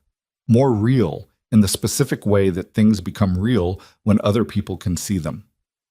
The final paragraph of her statement read, "I did not set out to be in the cider business. I set out to keep my land. Cyrus Thorne put 12,000 pounds of rejected fruit on my property in the dark of night, hoping it would break me. It didn't break me. It gave me something to work with. I have no quarrel with any man who runs a fair operation. I have every quarrel with what Belhaven Cannery has been doing to the families of this valley for years. The sign on my barn says the truth. I will not take it down." Clara, when she finished reading, put the paper flat on the table and pressed her hands on it like she was steadying something. Agnes read it twice and then folded her copy carefully along the existing crease, which was her way of indicating she was keeping it. The responses came in a shape Ruth hadn't fully anticipated. She'd expected the piece to matter. Doggett had told her it would. Daniel had told her it would, and she'd believed them both. But she'd imagined it mattering in a diffuse way, a general shift in the valley's attitude. What she hadn't imagined was the specificity of it. Letters. She started getting letters.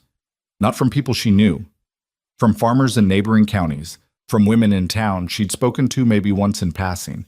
From a man in Calhoun County who said he'd read the piece because someone had sent it to him, and he wanted to know if the cooperative was taking on members from outside the immediate valley. From two of the families who'd signed Belhaven's exclusivity agreement, and then, reading Hale's piece, apparently had second thoughts about what they'd signed and whether it was enforceable, because Daniel Croft's argument about cooperative membership versus direct sales had apparently started circulating in the conversations the valley was having with itself. James Henderson came back. He came alone on a Tuesday morning, no appointment, and stood in the yard until Ruth came out to him, and he said, with the directness of a man who'd thought this through enough times that he'd stopped needing to cushion it, "We want to join, Mama and me, if you'll have us." Ruth looked at him for a moment. "You signed their agreement." "I know." He held her eyes. "Daniel Croft thinks the cooperative structure isn't covered by the exclusivity clause. Is he wrong?" "He doesn't think he's wrong," Ruth said carefully. "He can't guarantee it." "Neither can anything," James said. "Nothing's guaranteed. I'm asking if there's room." Ruth thought about it. The truth was, she wanted to say yes immediately, and she was suspicious of the wanting, because needing people and trusting people were not the same thing, and James Henderson had already made one choice under pressure that hadn't been in her favor. But she also understood that the choice he'd made was the choice most people would have made, and that coming back after making it cost him something, and that the cost of it was visible on his face. "We have a meeting on Saturday," she said. "Founding members vote on new members. I can't tell you yes or no, but I'll put it to the group." James Henderson nodded. He turned his hat in his hands, in the same gesture his father must have made 1,000 times. "That's fair," he said, and went back to his wagon. He was voted in on Saturday, 4-0. Clara voted last, with a pause that was long enough to make the room aware she was making a decision rather than just going through a motion, and then she said yes, and that was that. Patterson came back the following week. Then one of the families who'd never come at all, a quiet husband and wife named Yost, who farmed pears on the flat land near the creek, and who showed up at the Saturday meeting without having told anyone they were coming. They sat in the back and listened and asked one question each and voted yes when the time came. By the time the April rain started, the cooperative had 9 members. Through all of this, Belhaven said nothing. No follow-up to the legal letter. No new complaint to the county assessor. Cyrus Thorne's name appeared in no correspondence, no communication, no response to Emmett Hale's piece, which had by then been reprinted in 2 other county papers, and which someone had apparently sent to a business publication in Nashville, because Hale mentioned it in passing one afternoon at Doggett's, with the expression of a man who was trying not to be too pleased with himself. The silence from Belhaven was harder to read than noise would have been. Ruth spent too much time trying to read it, and eventually, on Agnes's advice, stopped. "He's deciding," Agnes said. "You can't know what he decides until he decides it. Watching for it just takes energy you need somewhere else." The energy was needed. The cooperative's spring production was the most ambitious thing they'd undertaken. 9 families, multiple fruit varieties, 2 presses now because Margaret Pratt had found a second one in a barn she'd inherited from her cousin and had it repaired and delivered without mentioning she was doing it until it arrived. And the organizational challenge of it was something Ruth hadn't fully anticipated when Daniel had laid out the cooperative structure on paper. A structure on paper was one thing. 9 people with 9 different ideas about the right way to do everything was something else. There were arguments, real ones, not the kind you smooth over. A disagreement between the Yosts and Clara Boone about pressing times that lasted 3 days and produced at least one conversation that Ruth was glad she'd only heard the end of. A dispute about distribution of output from the second press that required 2 meetings and a written amendment to the cooperative agreement before anyone was satisfied. James Henderson and his mother disagreed with Ruth's pricing for the bulk order that had come in from Calhoun County. They thought it was too high and would cost them a repeat customer. Ruth thought it was the right price and held it. The order came through at the price she'd set, which resolved the argument without really resolving it, because being right about one price didn't mean she'd be right about every price, and everyone in the room knew it. These were not the smooth, managed conflicts of people who'd known each other for years and worked out their rhythms. They were the rough, occasionally messy disagreements of people who were trying to build trust while under pressure, which is the hardest possible condition for building trust. Ruth didn't have a solution for this. She just kept showing up, kept listening past the point where listening was comfortable, kept making decisions when decisions needed to be made, and acknowledging when she was wrong and moving on when she was right. It was on a Thursday evening in late April, the cooperative's second full month, that Daniel Croft arrived from his second visit with the news Ruth had been half expecting and half dreading. She was in the barn running numbers by lamplight when he came in, and she knew from his face that whatever he was carrying wasn't simple. He sat down on a hay bale and looked at her directly. "Bellhaven filed," he said. Ruth set her ledger down. "When?" "3 days ago, the county court. Defamation, as threatened. They held the $4,000 figure." He paused. "There's also a second claim. Tortious interference with business relations. They're saying the cooperative structure was specifically designed to circumvent their exclusivity agreements and that you helped other suppliers breach their contracts." Ruth sat very still. Tortious interference was a phrase she'd never heard before, and she said so, and Daniel explained it in the careful, no-jargon way he had. And when he finished, she understood that it was, in some ways, more dangerous than the defamation claim, because defamation required proving a false statement, which they couldn't do. But tortious interference was about intent and effect, and intent was harder to prove or disprove, and the effect, members who'd signed Bellhaven's agreement, now participating in the cooperative, was real and documented. "How bad is it?" she said. Daniel took off his glasses and cleaned them with his shirt, which he did when he was thinking hard. "The defamation claim is winnable. Provably. Their own paperwork contradicts the claim." He put his glasses back on. "The interference claim is more complicated.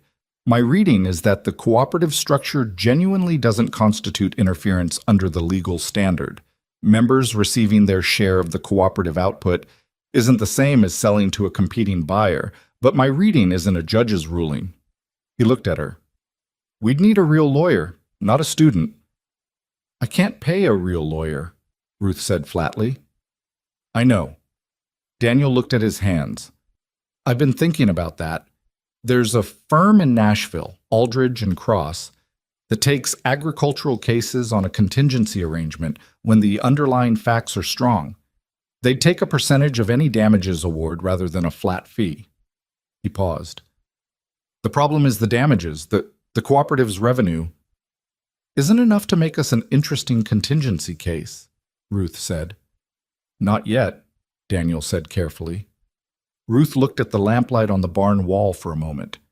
Then she looked at Daniel, who was 24 years old and had ridden through 2 nights in the past month and a half to be here, and who had never once asked her for anything in return. "Daniel," she said, "I need you to be honest with me, not careful. Honest." He met her eyes. "Ask. Can we win this?" He was quiet for a long moment, and she could see him working through the honest answer, rather than the reassuring one, which was why she'd trusted him with the question. "On the defamation claim, yes, I'm confident. On the interference claim," he stopped. "I think the cooperative structure holds. I believe that. But I've been wrong about legal questions before, and I'll be wrong again." He paused. What I'm more confident about is this. Filing this suit is the most expensive thing Cyrus Thorne has done so far. Not in money, in exposure. Every filing is public record. Everything they claim, every document they submit, goes into the public record and Emmett Hale can print it. Ruth looked at him. He overplayed it, Daniel said quietly. The dumped peaches, the exclusivity agreement, the legal threat, those were private pressure. A lawsuit is public. He took this from a private fight to a public one. He paused. I think he's scared of what you're building. I think he moved before he finished thinking. Ruth was quiet for a long moment. Outside the barn, the April night was doing its usual thing. Frogs somewhere, wind in the new leaves, the smell of rain somewhere to the west coming in slow. She thought about the 8 wagons in the dark, the thing that had started all of this. A man so certain of his power that he'd moved in the middle of the night like it didn't need to be hidden, like her land was just a convenient place to dispose of a problem. She thought about the sign on the barn. She thought about 9 families sitting in her kitchen on a Saturday, voting. She picked up her ledger and looked at the numbers she'd been running. The spring production was the strongest they'd had. The Calhoun County Hotel had placed a standing order. Doggett had told her just this week that 2 other establishments had asked about regular supply. The cooperative was not yet the thing it was going to be, but it was more than it had been, and more than it had been was more than Cyrus Thorne had planned for. Write to Aldridge and Cross, she said. Tell them what we have and let them decide if we're worth their time. Daniel nodded and reached into his bag for his notebook. And tell Emmett Hale that Bellhaven filed, she said. Tell him every detail. Tell him he can print all of it. Daniel looked up from his notebook with something on his face that wasn't quite a smile, but was in the neighborhood of one. You're sure? Ruth thought about the south field, the mountain of rotten peaches gleaming in the moonlight on a night in October when she'd stood on her porch in unlaced boots and tried to understand what had just been done to her. She thought about what it had become. I'm sure, she said, he wanted a fight in the dark. Let's give him one in the light. Aldridge and Cross wrote back in 11 days. The letter was short, shorter than Ruth expected for something that had taken 11 days, and it was written by a man named Wallace Cross himself, not a clerk or a junior associate, which Daniel said meant something. Cross wrote that he had reviewed the materials Daniel had forwarded and found the defamation claim to be, in his assessment, without legal merit and defensible at low cost. The interference claim was more interesting, he wrote, and he used that word, interesting, in the way lawyers apparently used it, meaning complicated and worth fighting rather than meaning pleasant. He proposed a meeting in Nashville at their earliest convenience. He did not mention contingency fees in the letter, which Daniel said also meant something, though he wasn't certain what. Ruth had never been to Nashville. She didn't say this to anyone because it felt like the wrong thing to be thinking about when there was a lawsuit to deal with, but on the wagon ride down with Agnes insisted on coming, and Ruth didn't argue, because arguing with Agnes about things she'd decided was a waste of energy that Ruth had stopped spending months ago. She watched the landscape change from the hill country she knew to something flatter and wider, and she felt the particular mixture of wariness and attention that new geography produced in her. Agnes, for her part, slept for the first 2 hours and then woke up and looked out at the road like she'd never been asleep at all. Wallace Cross was 50-something, heavy-set, with a handshake that was firm without being performative about it, and an office that smelled like pipe tobacco and old paper. He looked at Ruth across his desk with the evaluating attention of a man who'd heard a great many stories and had developed an accurate sense of which ones were going to be trouble and which ones were going to be worth his time. He asked her to tell it from the beginning. Ruth told it from the beginning. She'd told it enough times now that she knew which details mattered and which ones were just color, and she kept it to the ones that mattered. 40 minutes? Start to finish. Cross interrupted 4 times, each time to ask a specific clarifying question, which she took as a good sign. When she finished, he looked at his notes for a moment. Bellhaven's interference claim, he said, rests on the argument that you deliberately structured the cooperative to help their suppliers breach their exclusivity contracts. That's what they have to prove, deliberate intent to interfere. He looked up. Did you structure the cooperative specifically to circumvent their agreements? Ruth thought about Daniel at the kitchen table, the draft spread out under the lamp, the two of them arguing about membership language. Daniel Croft developed the cooperative structure before Belhaven issued the exclusivity agreements, she said. The structure predates the agreements by several weeks. Cross looked at her. That's significant. If the structure predates the agreements, the intent argument falls apart. You can't have intended to circumvent something that didn't exist yet. He made a note. Can you document the timeline? Daniel dated his drafts, Ruth said. He's careful about that. Good. Cross set his pen down. Here's what I want you to understand about this suit. Thorne's legal team is good. Not exceptional, but good. They filed this because they expected it to cost you more to defend than it cost them to pursue. That's the standard calculation for suits like this against defendants who don't have resources. He looked at her evenly. What they didn't account for is that this case, if it goes to discovery, requires Belhaven to produce its internal documentation about the rejection process, the inspection standards, the communication surrounding those standards. He paused. I've been in this business long enough to know that companies don't file suits like this against small defendants unless they're angry. Anger makes people sloppy, and sloppy people file suits that expose them to discovery. Agnes, who had been sitting to Ruth's left in complete silence for the past hour, said, You think there's something in their documentation that they don't want found? Cross looked at her like he was reassessing how much attention he should have been paying to the quiet woman on the left. I think it's possible, he said carefully. I think the pattern of rejections, multiple farms, same inspector, same season, no corresponding decline in Belhaven's accepted supply, raises questions that a discovery process would be well positioned to ask. Ruth sat with that for a moment. What are you proposing? I'm proposing we defend vigorously, Cross said. Both claims. The defamation claim we can probably get dismissed on motion before it ever reaches trial. It's that weak. The interference claim will take longer, but I believe it's also defensible, and the discovery process may produce information that changes the entire character of the litigation. He paused. I'll take the case on a modified contingency.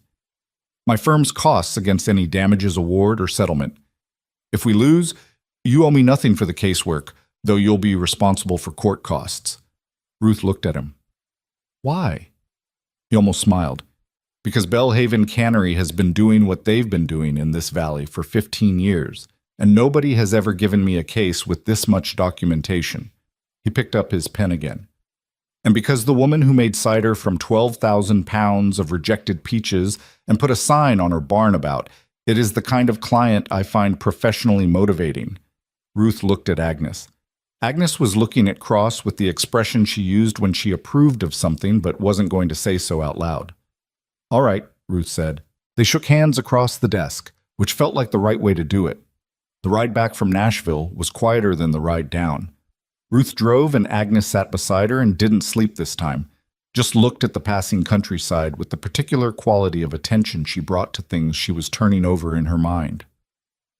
The sun was getting low by the time they got back into the hill country, the light going golden and then amber across the slopes, and Ruth felt something she recognized as the specific exhaustion of a day that had mattered.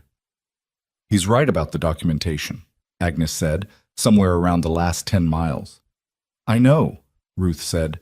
If there's something in Belhaven's records about those inspections. I know. Agnes was quiet for a moment. It could be more than just the suit. Ruth kept her eyes on the road. She'd been thinking about this for the past 2 hours without letting herself think about it directly, which was a mental habit she'd developed, keeping certain possibilities in her peripheral vision rather than looking straight at them until she was ready. Let's get through the motion on the defamation claim first, she said.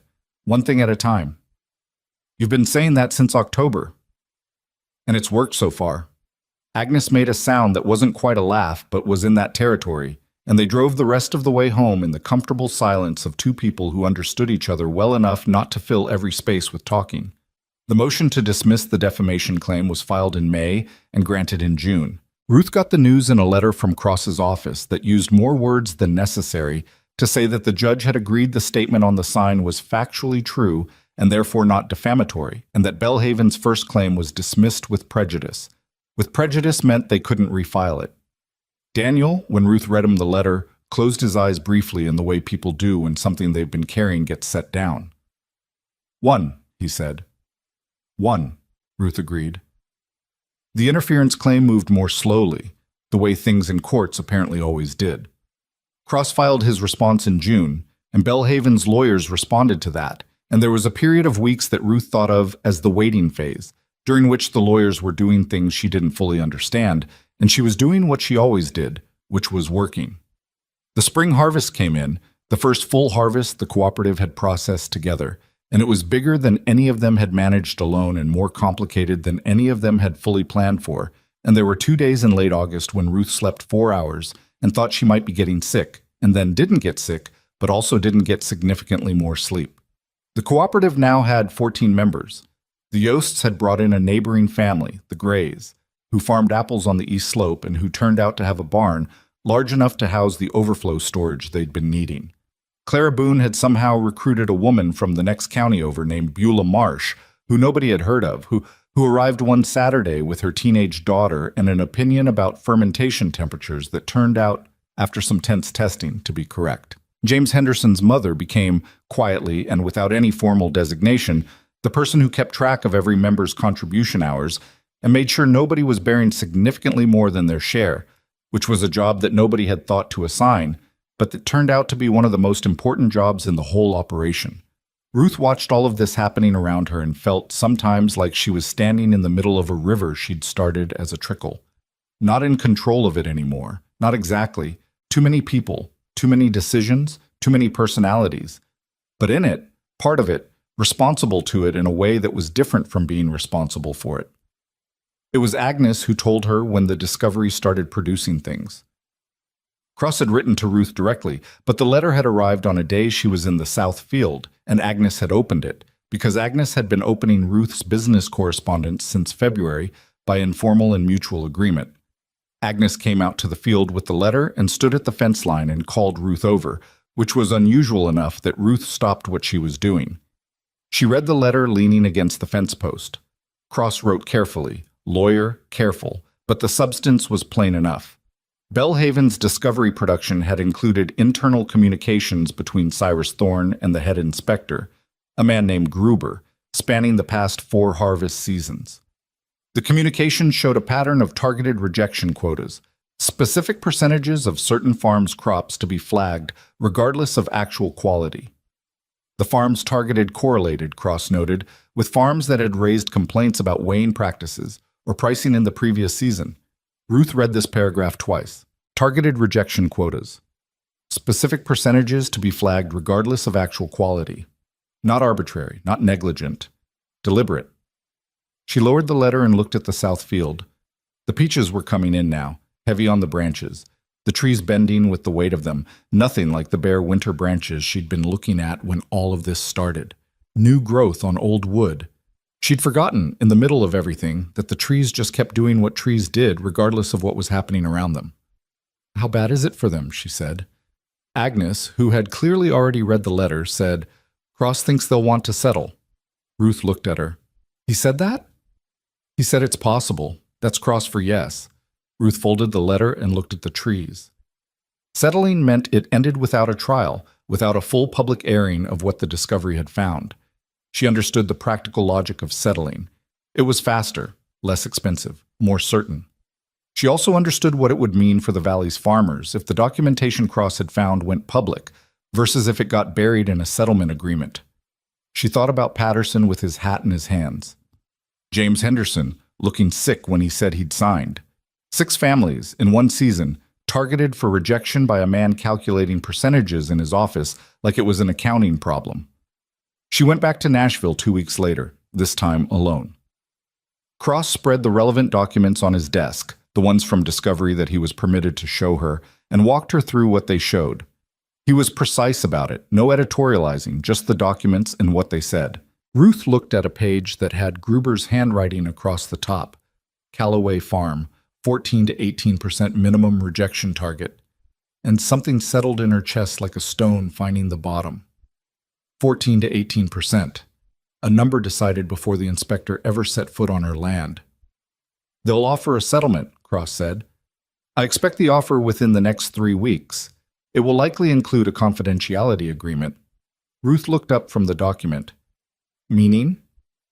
meaning you agree not to discuss the specific contents of their discovery production. The payments you receive, the terms, all of it stays private. He watched her face. It's standard. And if I don't want standard? Cross was quiet for a moment. Then we proceed to trial. The discovery documentation becomes part of the trial record, which is public. Every reporter in the county, and probably several from Nashville, will have access to it. He paused. It will take another 8 to 14 months. My firm will absorb the costs either way, but the personal cost to you and the cooperative of 14 more months of litigation? I know what 14 months costs, Ruth said. Yes, Cross said. I imagine you do. She sat with the question for 3 days. She talked to Agnes, who said it was Ruth's decision and meant it rather than using it to avoid having an opinion. She talked to Daniel, who laid out the legal considerations with his usual careful honesty and then said quietly that he thought she'd already made up her mind and he was probably right. She talked to the cooperative members at the Saturday meeting, not because they had a vote in her personal decision, but because what happened to her affected what happened to them, and they deserved to know what was in play. The meeting was the quietest one they'd ever had. Ruth laid out the situation plainly, the discovery documents, the settlement possibility, what each path meant. And then she stopped talking and let the room be what it was. 14 people sitting in her kitchen on a Saturday morning with the summer light coming through the windows, each of them doing their own private arithmetic about risk and cost and what they could stand. It was James Henderson's mother who spoke first. She was a small, sharp-featured woman named Vera, who Ruth had interacted with maybe a dozen times, and she spoke without preamble in the way of someone who'd waited long enough. They targeted us, Vera said, by name, by number. They sat in an office and decided what percentage of our work they were going to call worthless before they ever looked at it. She looked at Ruth. I want that in the public record. I want everyone in this valley to read it in a newspaper. That's what I want. She paused. But I know it's not my decision. Nobody said anything for a moment. Then Clara Boone said, Same. And the Yost nodded, and Agnes, who was sitting in the corner with her hemming like always, set it down in her lap and said, Ruth knows what she needs to do. Ruth looked at the room. These 14 people, she hadn't known most of them a year ago. They'd come to her with their rejected fruit and their fraying margins and their carefully managed fear, and together they'd built something that none of them could have built alone, and it was still imperfect and sometimes difficult, and nobody had more than a partial picture of where it was going. But it was theirs. That was the thing Cyrus Thorne had never understood, and still didn't understand, she suspected. He'd been trying to control what was his by making sure nothing else could belong to anyone else. That was the logic of it. Not malice exactly, or not only malice, but a genuine belief that the valley was a resource to be managed, rather than a collection of people with their own claims on their own lives. She called Cross on a Monday morning and told him to reject the settlement. The reaction from Bellhaven's legal team was, by Cross's account, significant. There was a counteroffer, higher than the first, with a slightly modified confidentiality clause. Ruth rejected it the same day Cross relayed it. There was a period of silence, then a meeting request from Bellhaven's lawyers that Cross attended alone and reported back from with the careful professional neutrality of a man who was being scrupulous about not letting his own satisfaction show. They're looking for a number, Cross said. There is no number, Ruth said. Tell them that. Cross was quiet for a moment on his end of the line. Ruth had called from the post office in town, which had a telephone. Mrs. Calloway, he said, I want to be clear about what you're choosing. I'm choosing the trial, Ruth said. It will be difficult. Their lawyers will examine everything. Your books, your agreements, your relationships with every cooperative member. They will look for anything that supports their interference claim. It won't be comfortable. Mr. Cross, Ruth said, I've been uncomfortable since last October. I'm used to it. He made a sound that might have been a laugh, quickly controlled. All right, he said, we go to trial. The trial date was set for the following spring, March of 1910. Ruth had 9 months to keep the cooperative running, manage the harvest, maintain the relationships that the litigation had put under strain, and resist the various forms of pressure that Bellhaven applied in the meantime, a final attempt to enforce the exclusivity agreements against 2 of her members, which Cross blocked with a motion in October, an abrupt change in weighing practices at the Belhaven scales that disadvantaged 3 cooperative members who still sold some of their crop directly, which cross-documented and added to the trial file. And a rumor, which Ruth heard from Doggett, and which she could never prove originated with Thorne, that the cooperative's cider didn't meet sanitary standards. That last one stung the most, not because anyone who knew the operation believed it, but because strangers didn't know the operation, and strangers bought cider. She dealt with it the way she'd dealt with everything else, directly. She invited Emmett Hale to come watch a full day of production, beginning to end, and he wrote about it in the paper, matter-of-factly, without making a cause of it, and the rumor lost whatever traction it had found.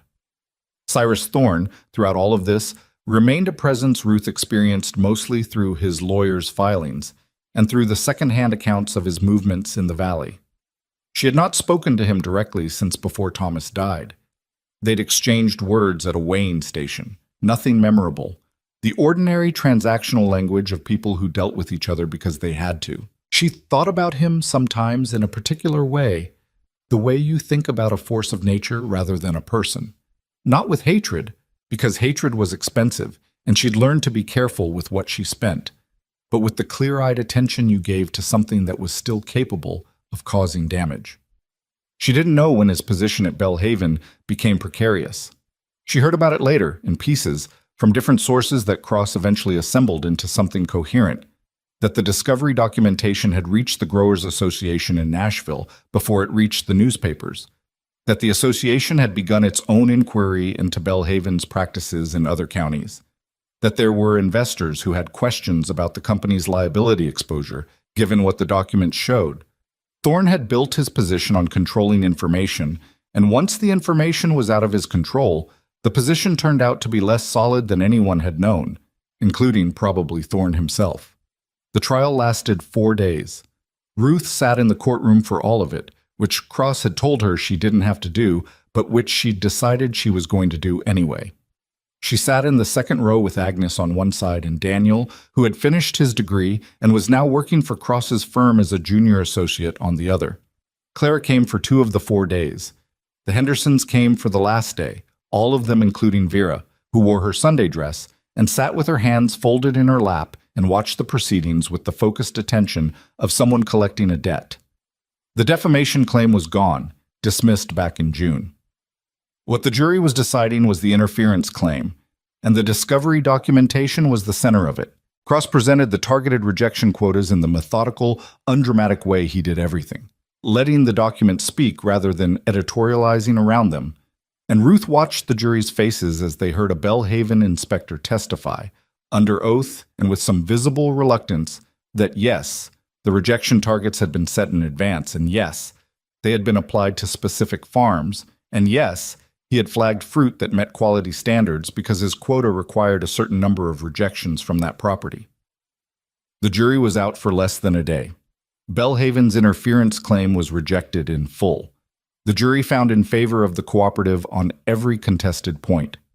There was a damages award for the demonstrable loss to cooperative members from the targeted rejections. That was significant enough to clear every member's outstanding debt to the operation and leave a reserve fund that Ruth could barely comprehend as a real number. When the verdict was read, Ruth sat still for a moment. The courtroom was doing the things courtrooms do when a verdict comes in: noise, movement, lawyers conferring, people standing.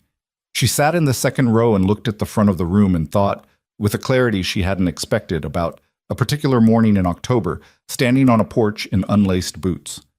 Agnes put her hand on Ruth's arm. Ruth looked at her. "It's done," Agnes said. "Not done," Ruth said. "Different." Agnes considered that. "Yes," she said.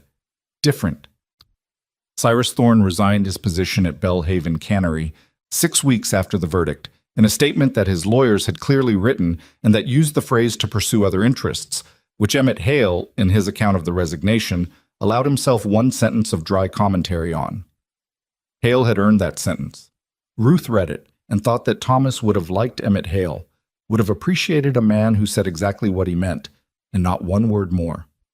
She thought about Thomas more in the months after the trial than she had in the thick of the fight.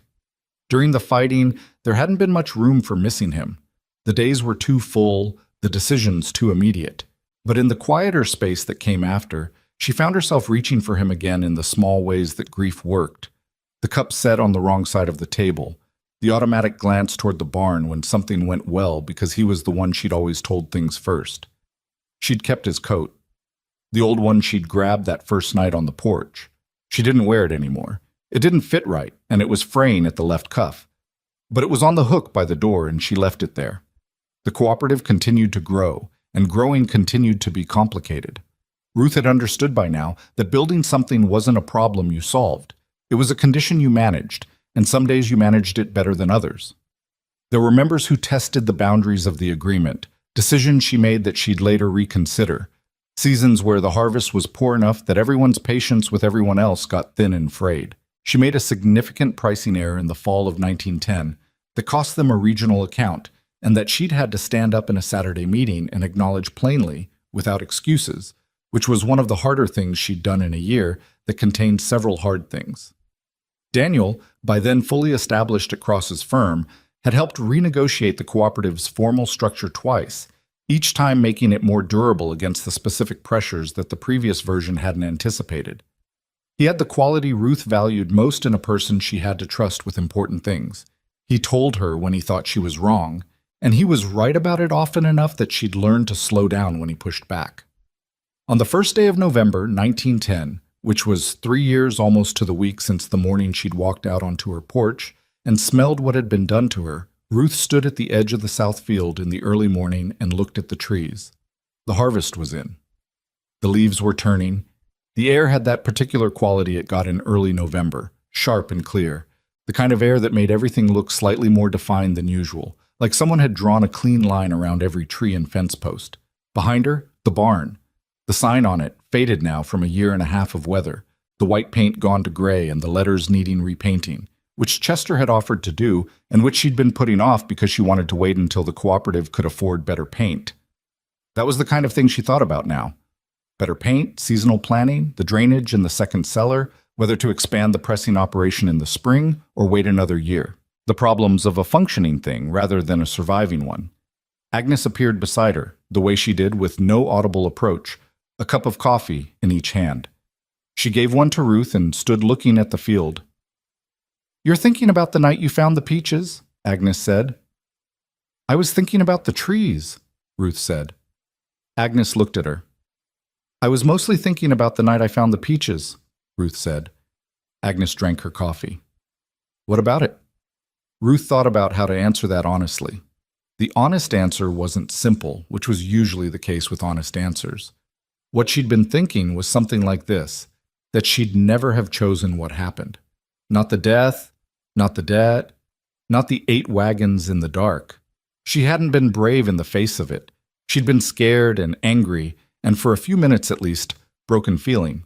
She hadn't made good decisions consistently. She'd made some bad ones and gotten through them and kept going.